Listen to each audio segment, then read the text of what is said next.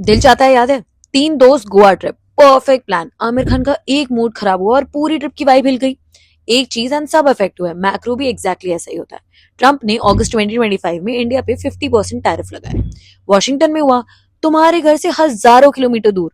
तुमने तो कभी नोटिस ही नहीं किया ना, तुम्हें क्या लेना देना। बट नहीं, बहुत कुछ, क्योंकि ये रिपल तुम्हारे स्टार्टअप, तुम्हारी डेली लाइफ में सीधा आता है। ये टैरिफ होता क्या है पहले? जब इंडिया का कोई प्रोडक्ट अमेरिका जाता है, अब उसे 50% एक्स्ट्रा टैक्स देना हो यूएस में, तो मतलब तुम्हारा 1000 का प्रोडक्ट अमेरिकन बायर के लिए 1500 का हो गया ओवरनाइट। अब थ्रेड पकड़ो, सूरत की ज्वेलरी इंडस्ट्री, अमेरिका उसका सबसे बड़ा बायर था।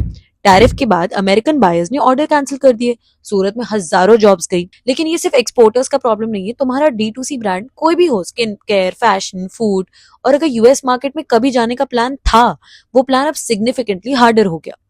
और अगर तुम्हारा कोई सप्लायर है यूएस से जो रॉ मटेरियल एक्सपोर्ट करता है, तो उनकी कॉस्ट बढ़ गई। अब वही कॉस्ट तुम्हें पास ऑन करेंगे, तो तुम्हारा मार्जिन तो गिरा ना। एक डिसीजन वॉशिंगटन में, एक रिपल तुम्हारी प्राइसिंग तक। लेकिन यहाँ भी एक ट्विस्ट है। एप्पल ने इंडिया में मैन्युफैक्चरिंग बढ़ाई क्योंकि चाइना ने उससे टैरिफ और ज्यादा कर दिया।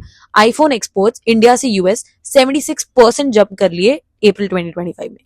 मतलब एक टैरिफ से अगर किसी का नुकसान हुआ, तो उसी टैरिफ से किसी और का डोर भी खुल गया। इसको कहते हैं ट्रेड शॉक। जब एक कंट्री दूसरे पे अचानक से ट्रेड बैरियर्स लगाती है, पूरे सप्लाई चेन में विनर्स और लूजर्स दोनों बनते हैं। सवाल ये नहीं है कि मुझे अफेक्ट होगा या नहीं, सवाल ये है कि मैं विनर साइड पे हूं या लूजर साइड पे। तो अब चैट जीपीटी से पूछो, explain Trump's tariffs on India like I am the Indian founder, what supply chain are disrupted, which Indian sectors get the hit first, and how it is reaching my business। मैं तो तुम्हें सिर्फ क्या पूछना है वो बता सकती हूँ, बाकी आंसर तो तुम्हारे पास ही हैं।